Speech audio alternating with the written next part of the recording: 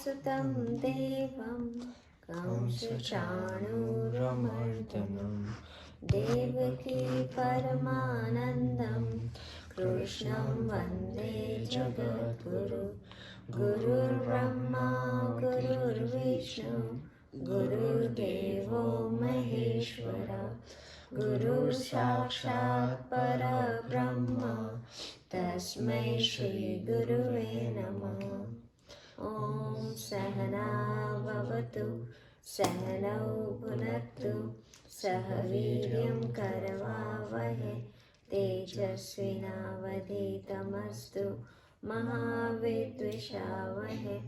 ॐ शान्ति शान्ति शान्तिः। ॐ असतो मा सद्गमय तमसो मा ज्योतिर्गमय मृत्योर्मा अमृतं गमय। ॐ शान्ति शान्ति शान्तिः। ॐ पूर्णमदः पूर्णमिदं पूर्णात् पूर्णमुदच्यते पूर्णस्य पूर्णमादाय पूर्णमेवावशिष्यते। Chinu, I need to hear your voice too, Raja. Okay. Okay, we're gonna continue from the last time. We're gonna sing the 5 shlok of chapter 12 to start from, so we can start memorizing it. So please open your Gita on chapter 12.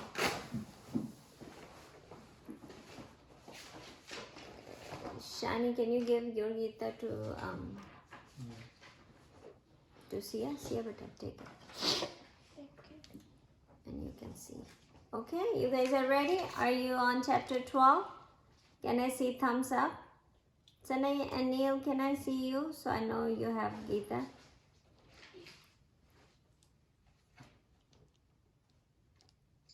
Which slok is it?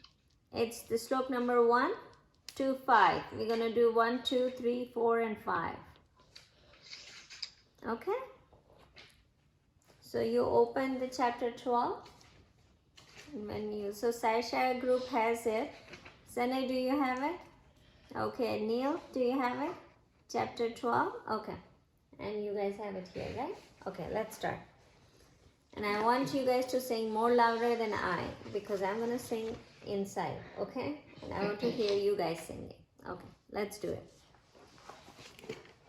Arjuna Vacha Evam Satatayuktaye Bhakta Sampariyupasate Ye Chapyakshara Avyaktam Tesham Ke Yoga Vittava Shri Bhagwan Vacha Meva Veshamano Yema Nitya Yukta Upasate Shraddhaya Parayopetas Tene Yuktatamamata Yedvaksharam Manirdesham Avyaktam Parayupasate Sarvatra Tamachintyam Cha Kudastam Achalam Dhruvam Sarniyam Yendriya Gramam Sarvatra Samabodhaya Te prapnuvanti mameva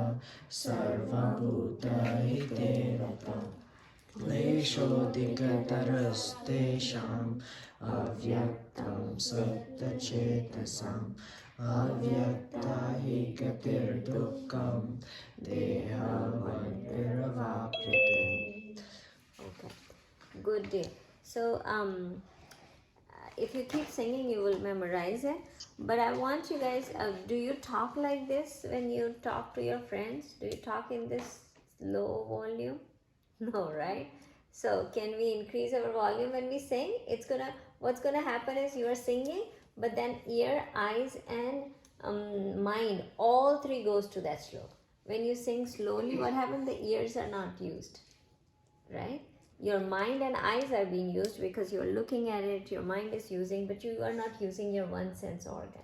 When you sing louder, what happens is you use your ears to hear that too, and that helps you memorize faster, right? So sing it loud.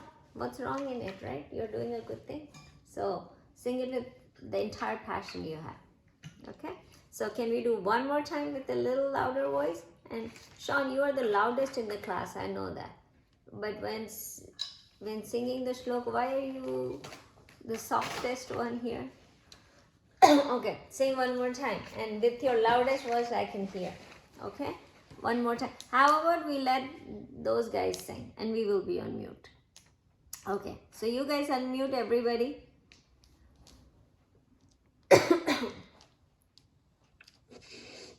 Okay, so this one time you guys gonna sing, and then what we're gonna do is one time they're gonna sing. So this today we're gonna sing 3 times. Okay, so come on, you guys start.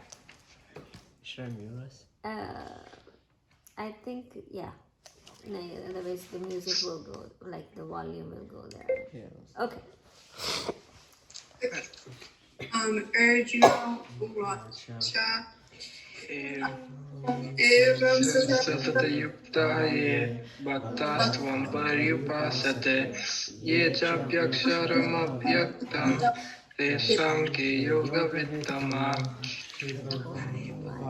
Manuvacha Maya Veshya Mano Ye Mam Nitya Yukta Tupasate Shraddhaya Parayopitas Deve Yukta Tamamata Ye Tvaksharam Anirdeshyam Avyaktam Paryupasate Sarvatra Kamachintyam Cha Kutastam Achalam Dhruvam Svaniyam Yendriya Gramam Sarvatra Samabuddhaya Te Prapnuvanti Mameva Sarvabhuta Hiterata Kleshodikatarastesham Avyaktasakta Chetasam Avyakta Higate Dukham Dehavad Veravapyate.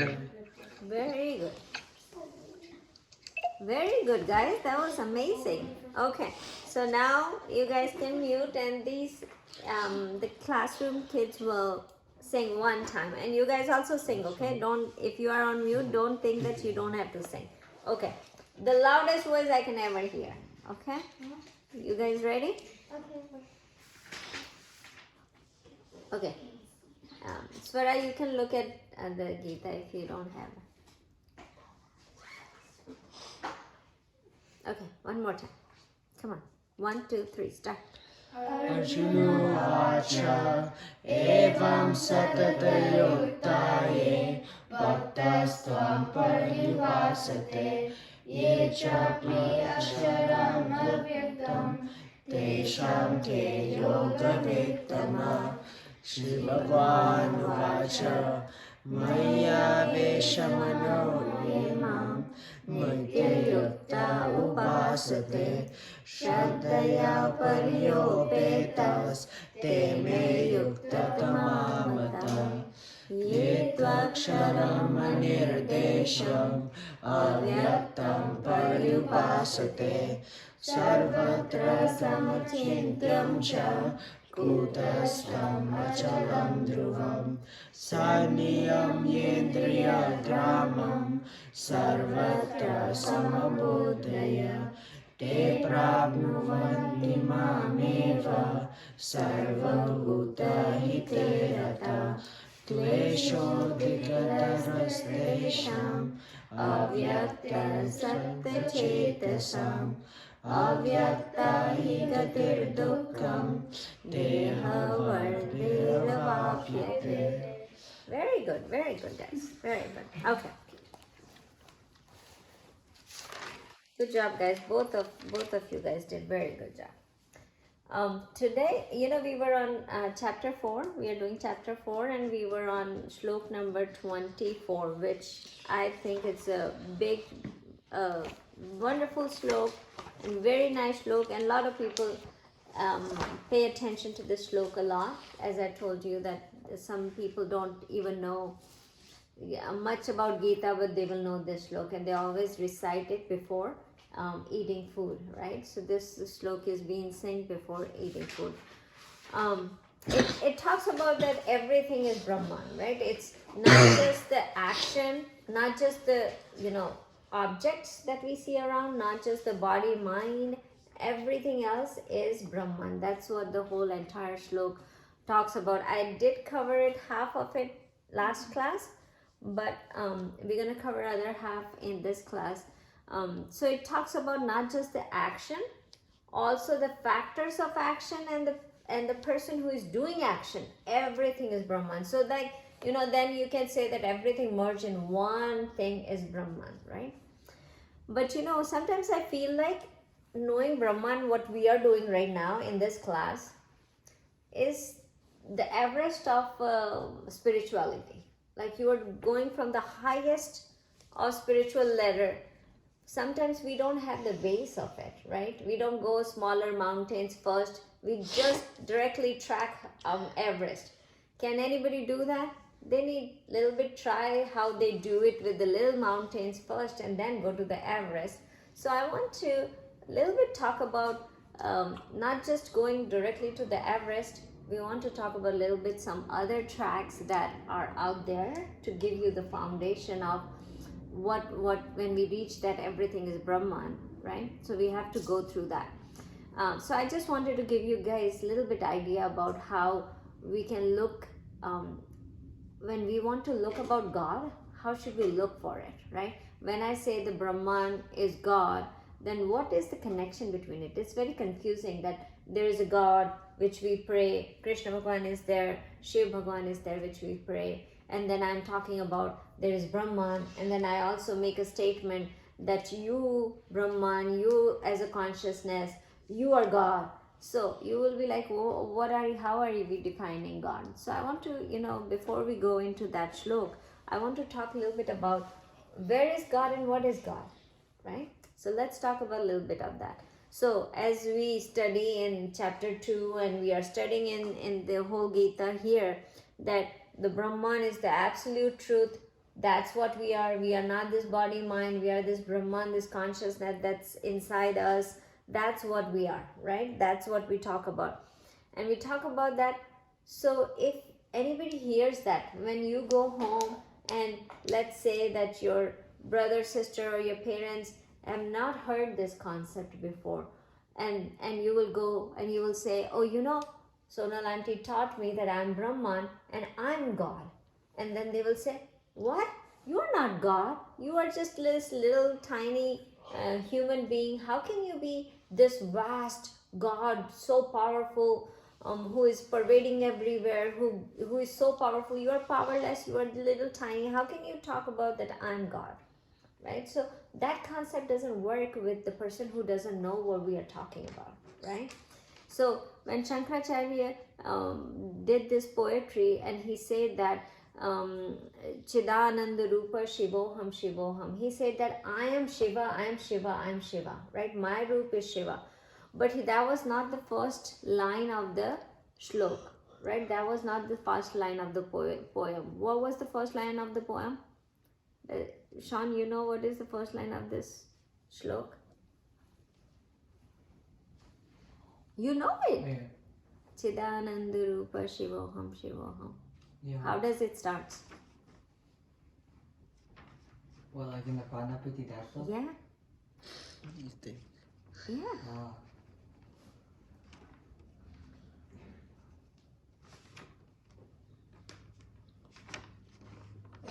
It's the morning prayer. Manobuddhi Ahankara. Mano Buddhi Ahankara Chittani Naham.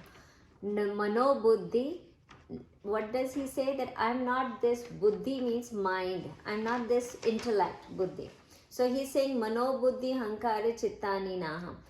If I give up all these things first, that I'm not this mind, I'm not the memory, I'm not the ego, I'm not this person, then I am Shivoham Shivoham, right? So I have to give up all these things first, then only I can say that I am the God.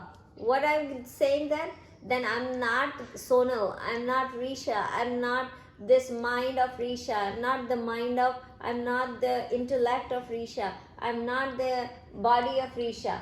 Then I am Shivoham. You understand? Then I am God. If you talk about that I'm God, then everybody says, you Risha, you're God? How come, right? So that's what happens. So you have to make sure that the person who give up all these things first, then whatever remaining, that's God, right? But you cannot, it's very hard. We can talk about it, we can study about it. Intellectually, we will understand it, right? But in realization, do we understand it? Do we realize it really quickly? We don't realize it, right? It's hard to realize and it's difficult. It's very difficult. So then what happened is Shankaracharya gave the whole theory of Brahman, that everything is Brahman, everything is Shiva.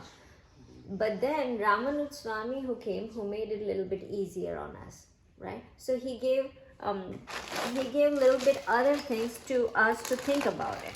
So what happened is Shankaracharya start from the Everest of Everest. People who are on a very advanced part of spirituality, they can totally realize it and relate to it, right? They see God in this consciousness, right? So for them, God and consciousness, God and Brahman are same. But for us to think as it, to reach to that level, it's going to take time, right? So then what Ramanuja Swami did, he made it a little easier. So what did he say? So we are talking about, where is God, right?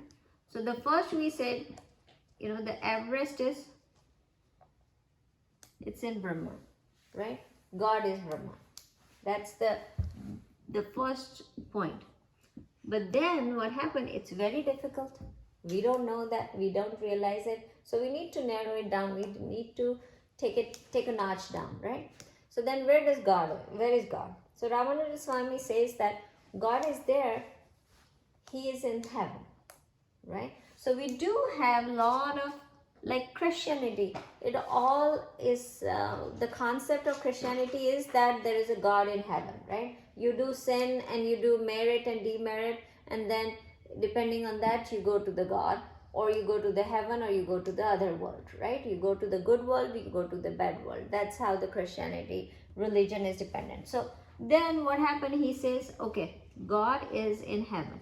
So for us, heaven is, in Sanskrit, we talk about heaven as Vaikunt, right? So Vaikunt is where God lives. How would you spell Vaikunt? Vaikunt.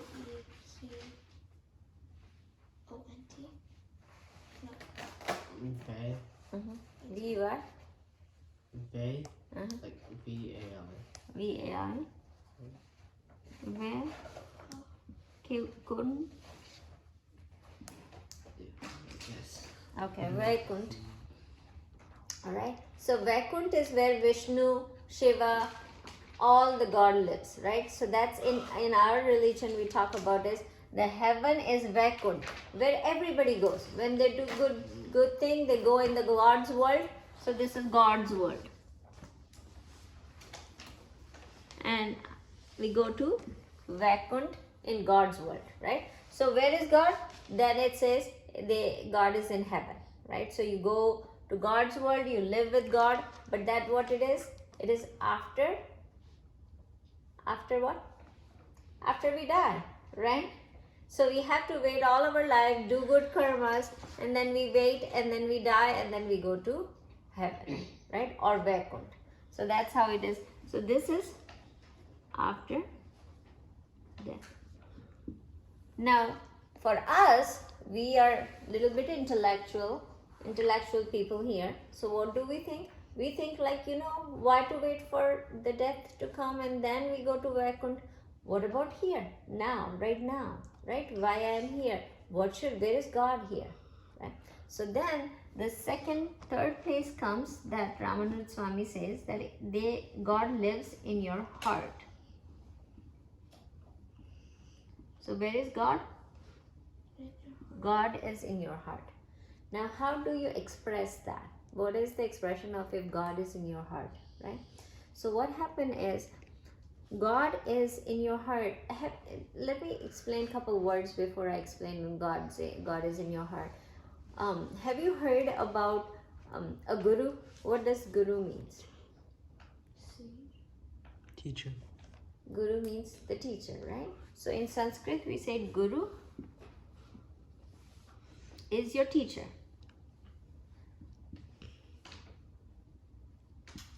So what happens is in still now and long time since the religion was made, Hindu religion was made and the scriptures were written, it has been known that there is always, you remember we talk about it that there was no writing, no paper, nothing. How was the script, all these scriptures, the Vedas were growing from generation to generation? It was from Guru to Shishya, right? Teacher to student, and then student goes to student, next student, like that. Generation after generation, people were memorizing this, right? There were no paper to write at that time.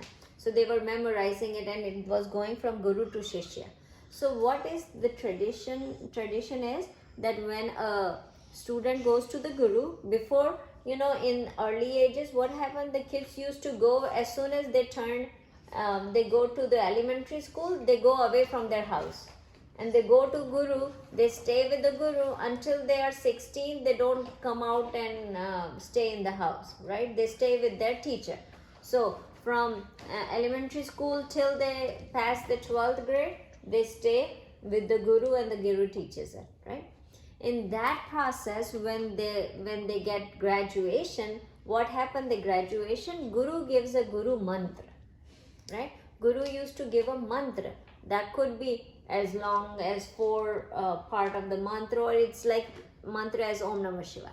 So Guru used to give their student a mantra that was known as mantra diksha. So a Guru gives a diksha to a student, like a graduation gift to the student, saying that you are graduated, there you go, this mantra is, and that mantra was supposed to be taken as, the student will take that mantra as the support of God or Guru is been with him all his life. If that mantra stays with that student all his life, that's going to support him, save him, that's going to nurture him all his life. That's what the mindset was. And it is still right now also. A lot of gurus give mantra diksha and a lot of students want to get the mantra diksha so that they can feel the blessing of God as well as blessing of their Guru. For student, it's the blessing of the Guru, right? The teacher is blessing them for a good life. So that's mantra diksha. So Guru used to give mantra diksha to the student, and what happens is, another concept, 2 things I'm going to explain and then I will connect them both together. So Guru diksha was given, Guru mantra was given in Guru Diksha, and then the mantra was chanted by the student all his life, right? It could be he will chant one mala, one rosary a day, or he will chant 1,000 of them, whichever way he wants to do it. But that mantra, that mantra stays with the student all his life as a blessing from the teacher. Now, Ishta Devta, another concept. I will write I, don't say. Ishta Devta. Do you know about Ishta Devta? Anybody can give a guess? Okay. Devta means Lord, right? Ishta means yours. So what happened is, there are so many God in Hindu religion, right? Can you give me some names of God in Hindu religion? Ganesh, Vishnu, Krishna, Shiv, right? Anybody from online here? Name of a God? Parvati Mata. Parvati, Amba Mata. Sasha, you want to give one name of the God? All the ones that I was thinking about, like, they already said. They already said? Okay. Saraswati, Gayatri, Venkatesh, right? A lot of gods are there in our Hindu religion, right? But sometimes somebody get connected with one particular God, right? So now tell me the God that you guys connect with. Anything that you feel like, oh, this God, I really feel connected with this part of the God. Krishna, right? Who else? Anybody else? So then that God that you feel connected with becomes your Ishtadevta, right? So that person start worshipping this God. There are many gods. They don't say that I'm not going to worship like see. I will not say that. Oh no. I only worship Krishna Bhagwan. That's my Ishtadevta. Then I'm not going to worship Shiva or anybody else. But what happens is you personally feel connected with one of the God, right? So what happens is mostly Guru will give you a Ishtadevta mantra in your mantra diksha, right? So everybody has an Ishtadevta, right? You will feel more connected with one of the lords that are out there. We have so many, but somebody will be connected with Ganesh, somebody will be connected at Shiva, somebody will get connected. So one lord that you will mostly get connected, that's going to be your Ishtadevta. And everybody should have one. Otherwise what happens is we get scattered with lot of God and then we cannot concentrate on one, and then we get deviated. And it's not harm in going anybody's temple, because if you go in Hindu temple here, how many gods are there? Many, right? Shiva is there, Krishna is there, Lakshmi is there, Venkatesh is there, then the Ganesh is there. So if you go line by line, Ram, Lakshman, Sita is there, right? So there are so many gods, but you will feel it that one God you are more connected with, and that become your Ishtadevta. So now if we combine these two things, Guru giving mantra and Ishtadevta mantra, when you get that, right? And when the process that happen when Guru is giving you mantra, what Guru says, that feel that mantra, that Ishtadevta in your heart.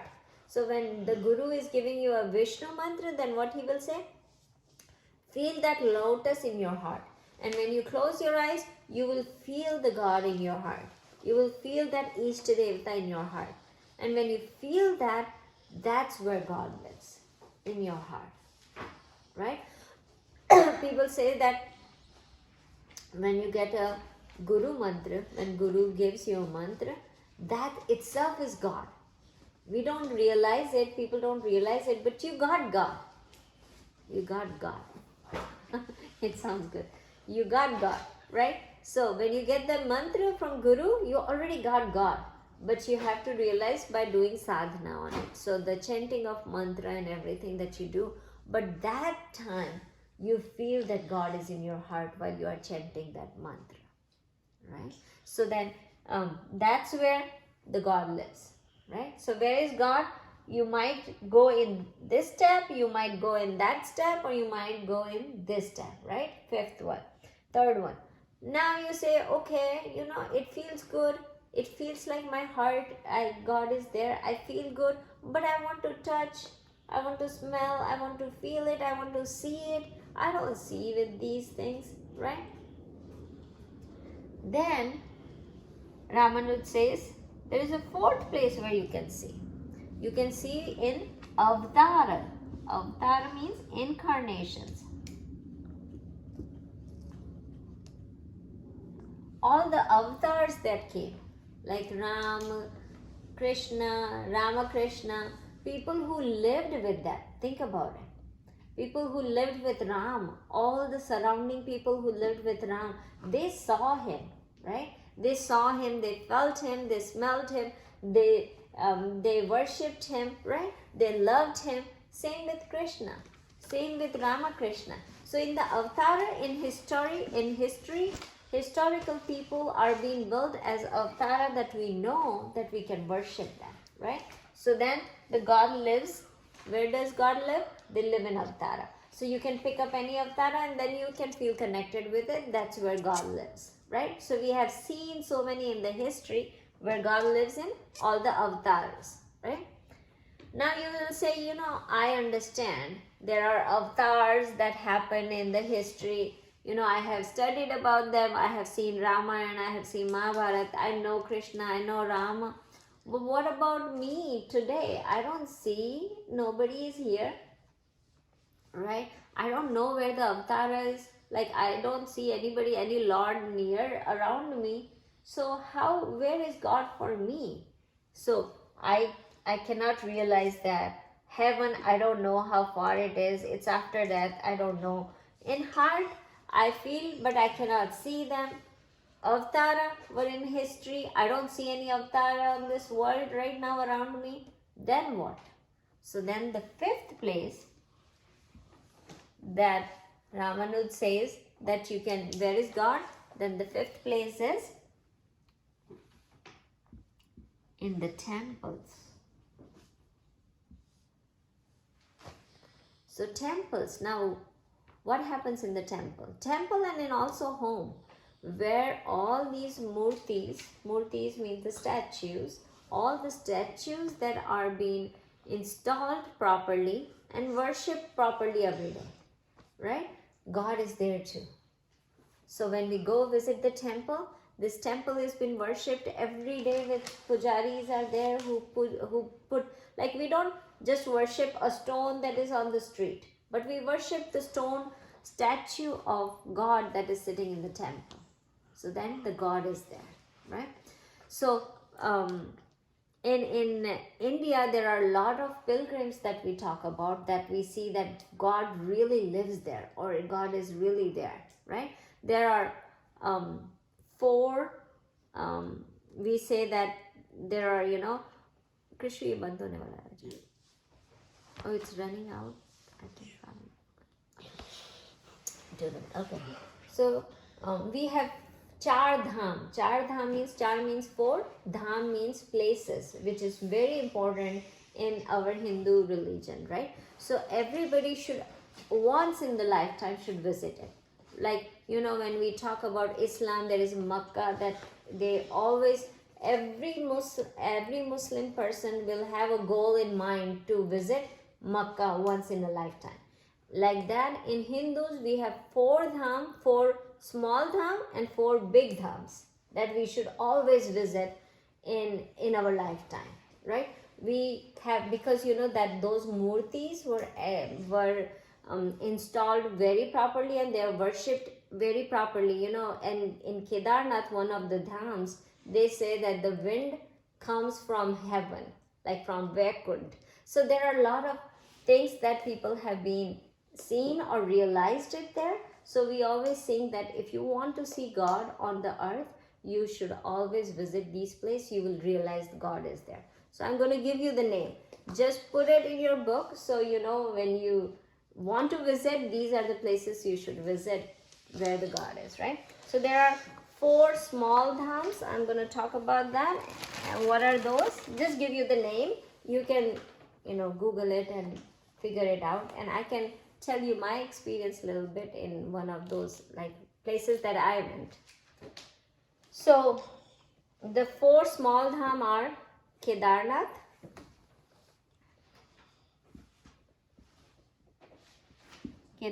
which is Shiva temple, and all these dhams were made by Shankaracharya, right? So Kedarnath,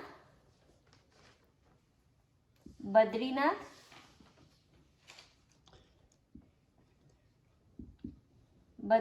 is Krishna, Vishnu's temple. Then Gangotri, which is starting point of Ganga, where Ganga starts. And Yamunotri,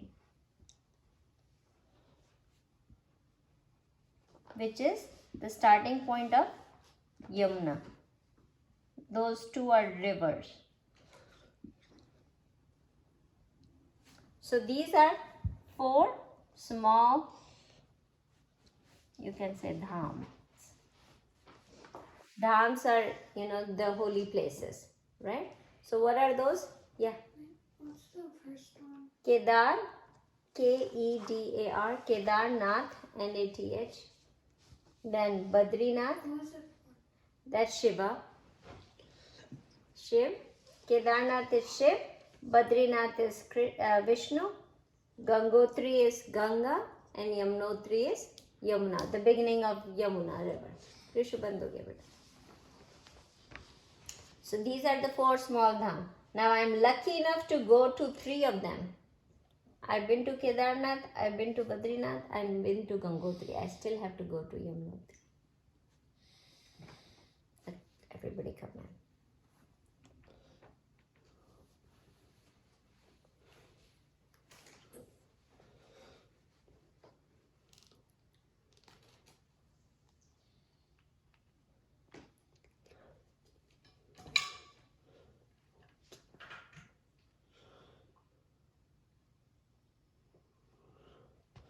Okay.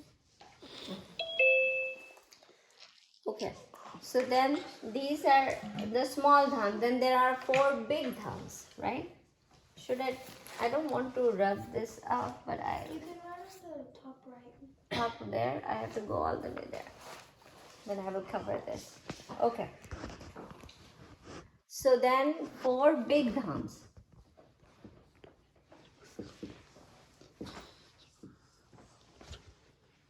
Okay. So 4 big dhams, how it is? It is north of India, south of India, east of India and west of India. So all 4 directions, these 4 dhams are being, Shankaracharya put these 4 dhams in 4 different directions. So in south, there is Rameshwaram.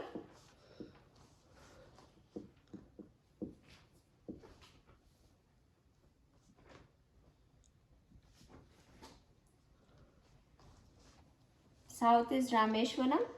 Then east is Jagannath Puri. South Rameshwaram. Varam.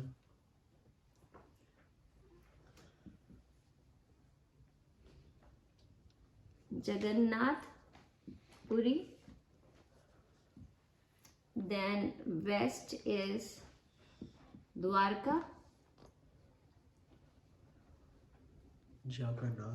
Jagannath Puri. Dwarka. And then north is Badrinath. So Badrinath is in both dhams. Okay. In this, one is Shiva. Rameshwaram is Shiva temple. Jagannath Puri is Vishnu. Dwarka is Vishnu. And Badrinath is Vishnu. So those are 4 big dhams where you do feel God lives there when you go and visit those dham. And in our religion, it's been said that if you visit those dham, all your sins are gone and you definitely get a enlightenment, or you reach heaven, or whichever way you want to put it in the religion. Yes, Raja. What's the last Last one is Badrinath, the same as this one. Badrinath. So Badrinath comes in small dham too and big dham too. I've been to all of them. In this one, I have done all 4 of them. Right? And Krishu and Shani did Badrinath. So they went to there. These are on really up high mountain. But we were not properly dressed that time. I think if we go now, like I went to Kedarnath now, I didn't feel cold much because I was properly dressed. Did you climb the mountain? No, you know what? Here you have to climb. There are 17 kilometers of the path where you have to walk. But then the helicopter goes too. So you can sit in the helicopter and go if you don't want to walk and track. Badrinath, the car goes till the top. But then it goes up mountain. The road is very, you will feel like it's just the road is just a drop. there is just a drop. And The sometimes road there- and the car is going and there is just a drop here. If you just miss something and 2 cars goes, the coming and going, all car goes together, like coming and going, and it feels very dangerous. Isn't that when I threw up? Yeah. So it's like you cover the mountain and go up in the car or in the bus or however you want to go, right? Gangotri is the same thing. The car goes till the end, but again it's on very top of the mountain. If you want to really go to the Gomukh where Ganga is coming out, That one you have to track for 15 kilometers or something. There, the car doesn't go there. And Yamunotri also you have to track. The car doesn't go there, so you have to track to the Yamunotri. It's like about 7-8 kilometers where you have to track that. Now these ones, the car goes till the temple. They are not up high in the, except Badrinath. Dwarka is, in the regular plane. Jagannath Puri is regular plane, and Rameshwaram is also in regular plane. So these are the dhams where you go and you realize that you can feel God there, right? Now again, there are also 3 places. The prasad of Jagannath, they said if you eat rice of Jagannath Puri, that's the God, you can feel God in the rice, the prasad that you get from Jagannath Puri. Then the Krishna, when Krishna was in Mathura and Vrindavan, the dirt of Vrindavan, they say God lives in dirt of Vrindavan, because you touch the dirt of Vrindavan, you can feel God in there. And also water of Ganga is also known as, when people go to take a bath in Ganga, right? And they say that, people think that my sin is going to go away if I take the bath in Ganga. It's not about sin. It's about when you can feel God in Ganga. So that's why, so if you as a human being, as me, Sonal, or as Risha, or as Sia, you want to feel God, then you definitely should go to these places and, or do Murti Puja or something that you can feel God in them, right? So the 5th one is you go to temples and you can feel God there, right? So you don't feel like when you go in the temple, don't feel like these are statues. You feel that God is really there. And if people who worship the God there in the temple, if they do proper worship every day, and do all the puja, all the ritual every day, you start feeling God in those temples. So that's what it is. Now the 6th one, which I think after studying a lot, I want to add a 6th one to it, which is people feel God in the service when they do for others, right? That's also where God lives. The work that you do for others without the selfish motive. What happened?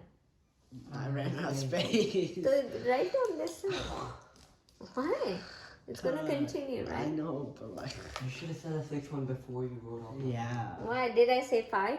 Yeah. Huh? I did. That's okay, right? I want to add 5. I want to add the service part to it too. Because I think a lot of people who don't believe in like okay, there is God, or they can feel God. Service also make you feel God, right? When you do something unselfishly, nothing that matters to you, and still you do it for somebody else, that's in that action also you can feel God. Like we can feel Brahman in all the action, then the service action should be the people feel God in service, in doing any work for others. So service for others.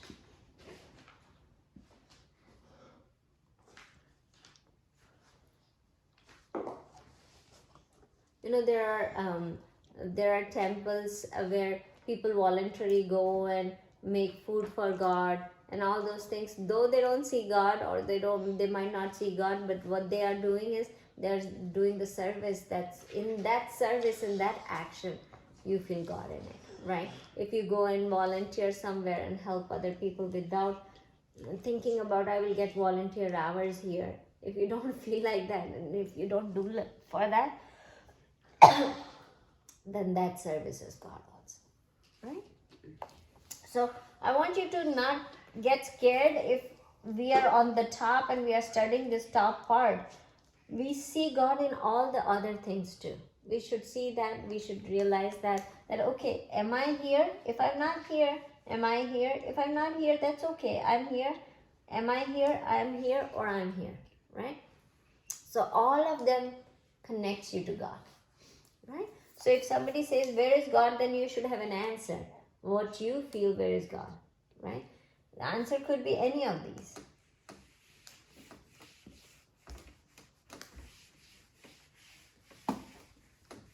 Okay, so let's see.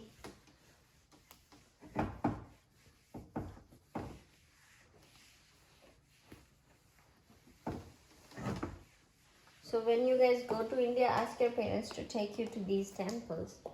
You will see why it's so important in our culture, in our religion, not culture.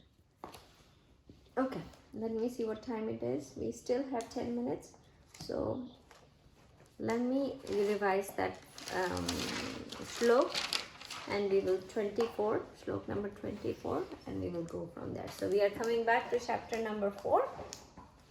And then just let's do a quick revision, and I will let you guys go after this. Okay, so open your Gita for chapter 4, slok number 24.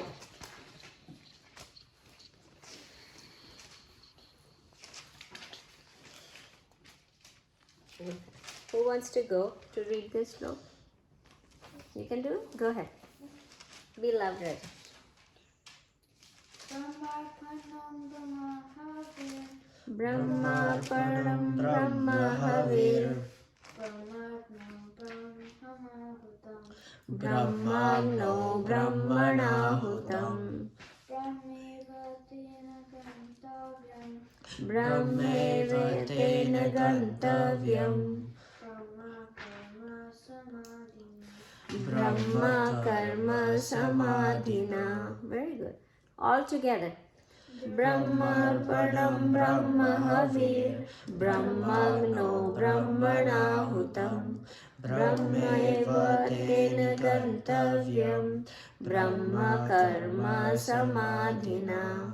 Okay, so in this slok, God is saying the act of offering is Brahman, the oblation is Brahman, offered by Brahman, in the fire of Brahman, and the person who sees this service as Brahman is taking this action as Brahman is Brahman, right? So everything is Brahman, the action, and he's talking about the yagna as said, right? So the fire is Brahman, the ghee that we are pouring is Brahman, the wooden spoon with the ghee is being poured is Brahman, the person who is pouring the ghee is Brahman, the yagna that's getting it, that's Brahman, and this whole entire action, who sees this entire action as Brahman is realization of Brahman, right?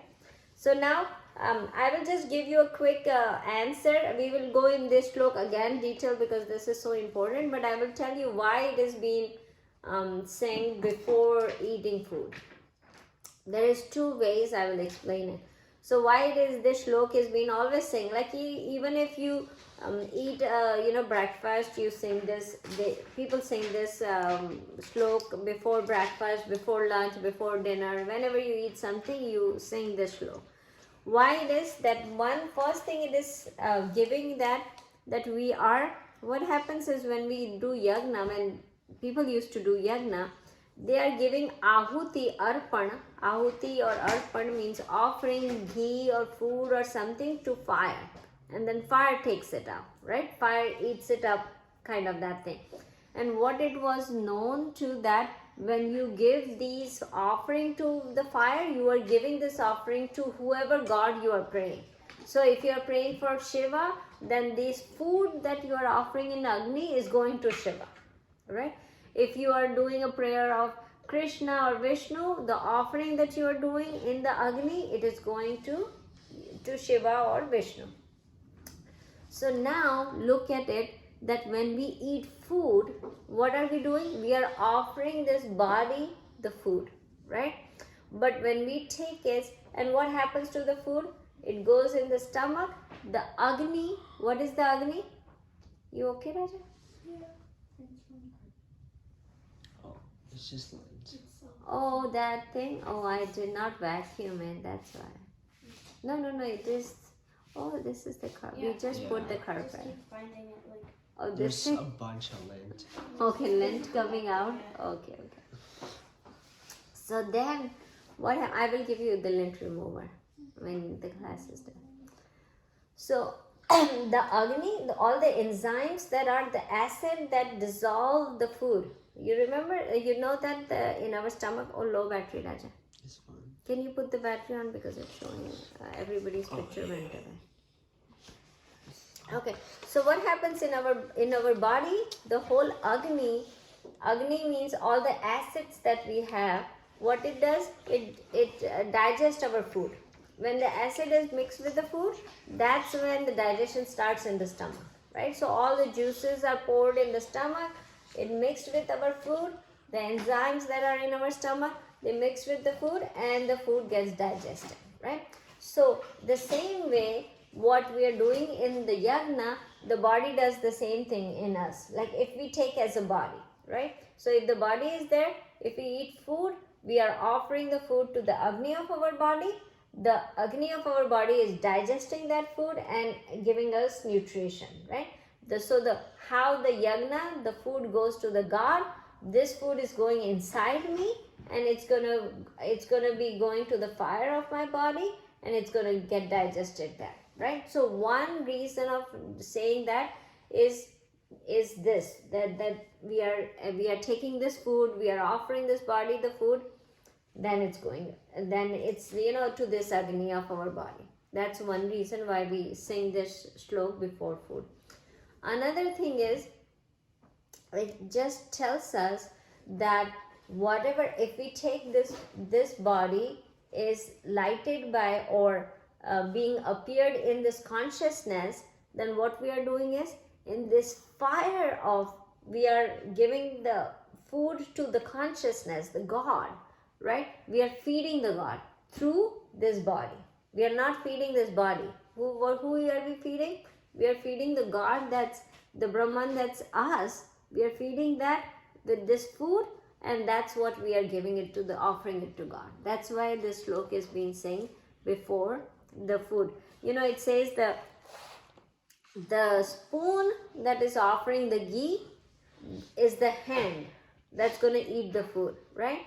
The fire is our body, the consciousness that we are going to be doing. The oblation is, the ghee is the food, and we are going to give it to the body, and